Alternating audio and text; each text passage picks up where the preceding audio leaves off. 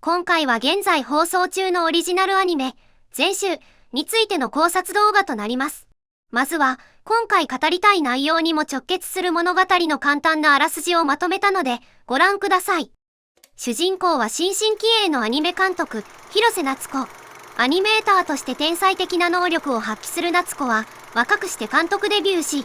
作品が社会的ヒット。業界の新星として期待される夏子は、初の長編オリジナルラブコメ映画、初恋ファーストラブを担当することに。しかし、夏子は小学生の時に見たアニメ映画、滅びゆく物語に憧れた勢いで、アニメーターとなった。アニメ一筋の女性。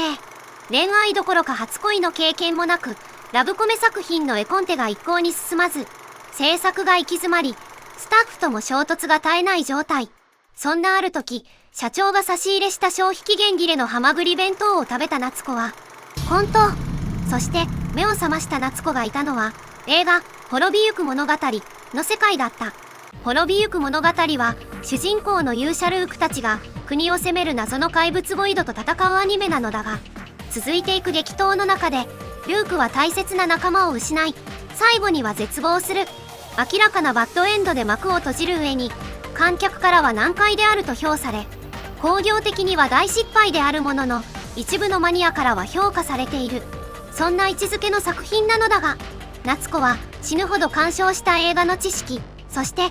アニメ用オタックから授かった作画した原画が実体化するという地位と過ぎる能力を用いて、タイボイド戦闘での勝利、そしてキャラクターたちの抱える悩みを全て解決し、挙句の果てには勇者ルークに恋愛感情を抱かれるまでに至り、物語が滅びを回避したかに見えた。しかし、夏子の前に現れる謎の鳥監督が告げる。修正しても結末は変わらない。鳥監督の正体は滅びゆく物語の監督であり、夏子の憧れの人、鶴山亀太郎監督だった。夏子が食あたりを起こしたのとほぼ同時に訃報が発表された彼女もまた、滅びゆく物語の世界へと転生したのだ。憧れの人は夏子へ敵意を向ける。夏子がしていることは自分の作品に対する修正である。しかし、それがオールリテイクの全集に至ったとしても物語の結末は変わらない。全ては無駄なのだ、と。かなり長々としたあらすじになってしまいましたね。それなりに絞ったつもりだけど、要約力が足りなかったね。ここからは考察へと移るんだけど、ズバリ物語の結末の予想をしたいと思う。オリジナルアニメだからこそ予想のしがいがありますね。そのために情報と論点を整理したい。私は物語の鍵を握って結末を左右するのは夏子、ルーク、鶴山監督、この3人だと思う。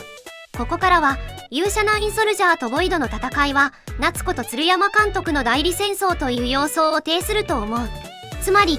夏子たちが勝つということは滅びゆく物語の全集が達成された原点と違うハッピーエンドであり、鶴山監督が勝つというのはバッドエンドの成立、オリジナルの世界観が守られるということになる。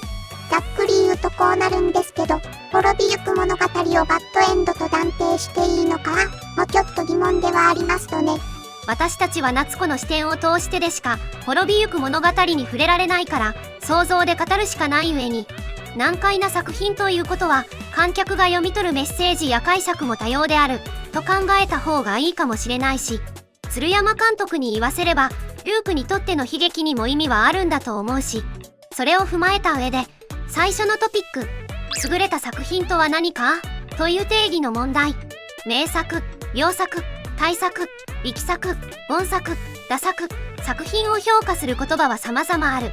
結局それは見る人の感性で変わる評価だから、全員の評価の一致はありえない。指標があるとすれば、それは興行成績とか関連商品の売れ行きですよね。近年で言えば SNS でバズったとか。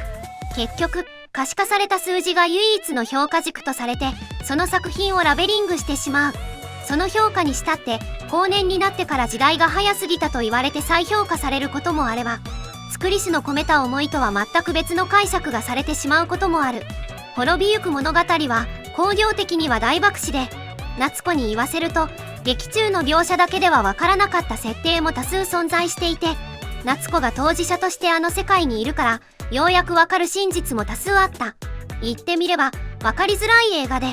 鶴山監督のセンスが前面に出たアート映画に近い作品だったのではないかと私は考える。夏子も、わからないけど何回も見たと言ってましたから、それも味ではあったんでしょうね。おそらく鶴山監督にとっては、数字で成功は取れなくても、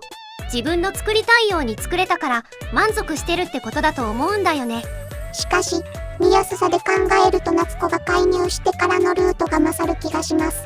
だから、夏子と鶴山監督の対立の争点の一つとして、売れる作品、観客に理解してもらえる作品が素晴らしい作品なのかという、アニメ業界的にかなりぶっ込んだテーマ設定があるんじゃないかと思ってるんだよね。いろんな話を聞いてると、とにかく今は売れ筋が固い企画しか通らないのがアニメ業界で、視聴者に分かりやすく優しい作品が求められているという風潮があるのは明らかだと思う。そんな流れにも屈さず、自分の自我を詰め込んだ作品を守り通そうとする鶴山監督には一定の理があると思うんだよね。では、夏子が改編した滅びゆく物語の世界は間違ってるんですかね。そこで次のトピックへと移ろう。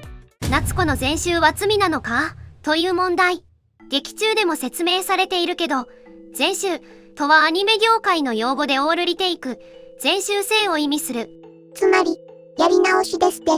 この全集というのは、滅びゆく物語のキャラクター、そして作品世界そのものに変化を生じさせた。夏子の行動と活躍、それ自体を指すものとして見て良さそう。本来ならば、すべての国のソウルフユーチャーは、ボイドの襲撃により喪失され、勇者集団ナインソルジャーも戦死や離脱が相次ぎ、最終的にはナインソルジャーの一員メメルンが、超空洞ボイドとして立ちはだかり、ルークにとどめを刺されるという、救いのない終わりを迎えるんだよね。一応注意しておくと、世界がほぼ終末を迎えている感じですが、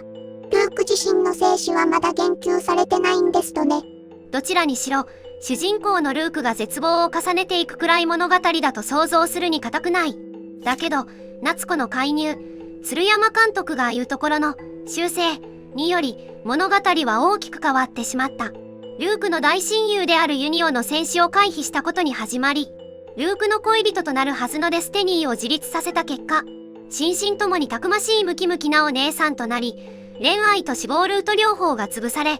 超空洞ボイドによる世界の破滅を願っていたメメルンは、推し活エルフへと終止替え、ナインソルジャーから離脱したジャスティスと仲間の圧力を解消し、やさぐれたミステリアスなキャラが萌えキャラにイメチェン。極めつけは、悲劇の主人公だったルークが夏子にぞっこんで童貞ムーブ全開でアタックしまくってる。生みの親の鶴山監督も、そりゃ呆れるよなと同情しちゃうレベルで別物になってるとは言えるよね。ただ夏子も生きるために行動した結果だし、その世界に生きる当事者ならば、目の前にいる他人におせっかいを焼いちゃうのも当然だと言えます。そうだね。夏子も7話で鶴山監督から、修正、という言葉を聞かされて、ようやくやってることに気づいた節がある。だから、意図して他人のアニメを改編した、修正したわけではない。でも鶴山監督との対立構造に夏子は気づいてしまったわけだから。ここからは、自分の作品を守ろうとする憧れの監督とそこに修正をかけていく自分という構造を意識せざるを得ないだろう。ただし、夏子の修正により、ジャスティスが戦列を離れざるを得なかった戦勝を負っていたことや、実は超空洞ボイドだと思われていたメメルン変身体は、儀式による変身で超空洞ボイドではなかったことなど、オリジナル滅びゆく物語のわからなかった部分が解明されている部分もあり、修正の利点と言えるのかなと思う。そして、次のトピック。夏子の恋という問題。全集という作品では初恋や恋愛というテーマが随所に散りばめられている。初恋したことがない夏子が初恋ファーストラブという映画を作らされているから当然とも言える。そんな夏子がこの異世界での体験を経て恋の感情が芽生えていくというのも本作の見どころの一つであり、重要なのがその恋の相手がルークであるということだ。ルークにも思われているから両思いでめでたしめでたしとはいかないぐらいに、実はこの関係が複雑なものに私の目には映る。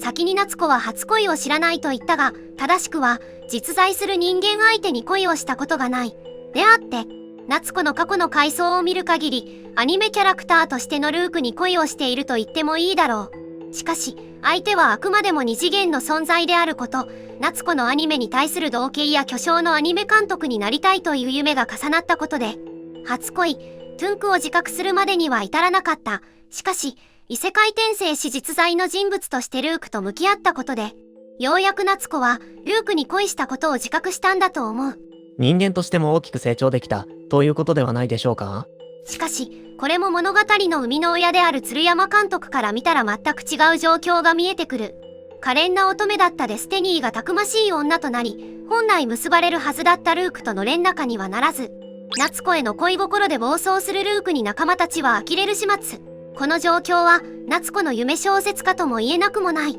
投稿サイトで勝手にやってくれるならともかく、自分の目の前でやられたらそりゃ怒りますかね。これはちょっと飛躍した考察かもしれないけど、滅びゆく物語に鶴山監督自身の恋愛観が投影されてる可能性もあると思うんだよね。これはまだ明確な描写があるわけじゃないけど、滅びゆく物語には鶴山監督と夏子共通の知り合いであるアニメ制作会社社長が酒場の天使直美の元ネタであると示唆されている。お遊びかもしれないけど、鶴山監督の身近なものが作品の元ネタにされている例があるわけですね。デスティニーという女性が鶴山監督の分身なのか、あるいはルークという男性像に鶴山監督の理想が込められているのか、そこはまだわからない。だけど、この視点で物語を見ると、鶴山監督と夏子の恋愛観の衝突とも取れるのが面白いなと思う。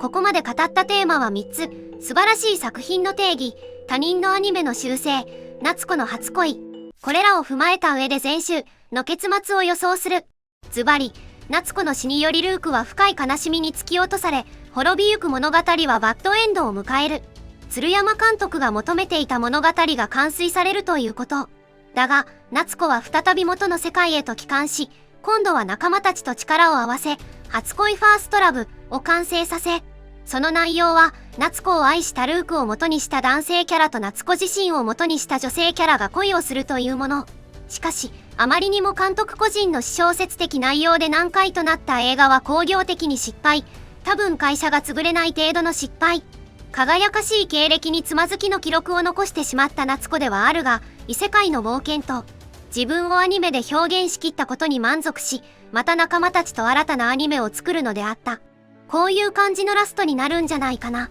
と。具体的に言い切りましたね。異世界での夏子の前集は失敗するけど、夏子がアニメーターとして、人間として成長する感じの終わりですかね。異世界視点だと悲劇的だけど、これが一番キャラクターの願いを遵守できる最大公約数的なオチかなって。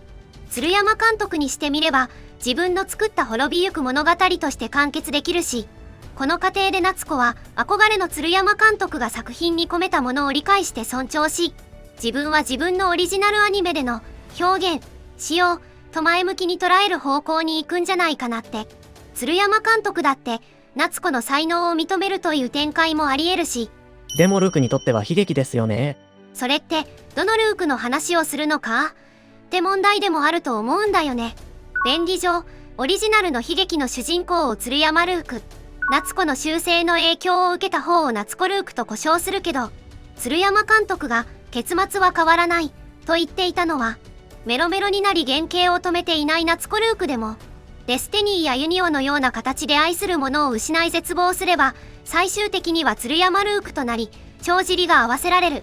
そのための犠牲として選ばれるのが夏子、そういう意味で喋っていた可能性があると思うんだよ。この解釈結構ややこしくて、愛した夏子を失って悲しむのなら、それは夏子ルークなのではっ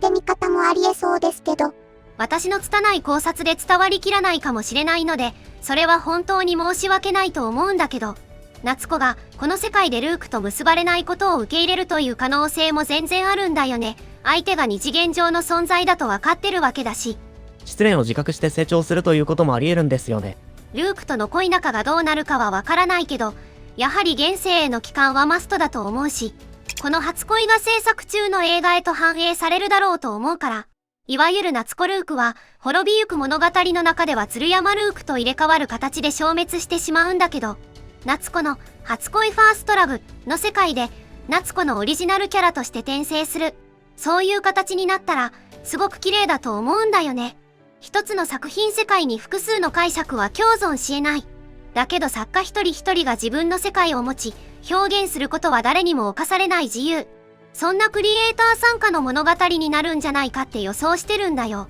そんなことを言いつつ、この予想を超えたもっともっと面白い結末になってほしいという期待も抱いてるんだけどね。皆さんはどう思いましたか？皆さんの前週の感想や結末の予想をコメント欄で教えてください。チャンネル登録、高評価もよろしくお願いします。皆さん、長尺動画にお付き合いいただきありがとうございました。チャンネル登録もお願いします。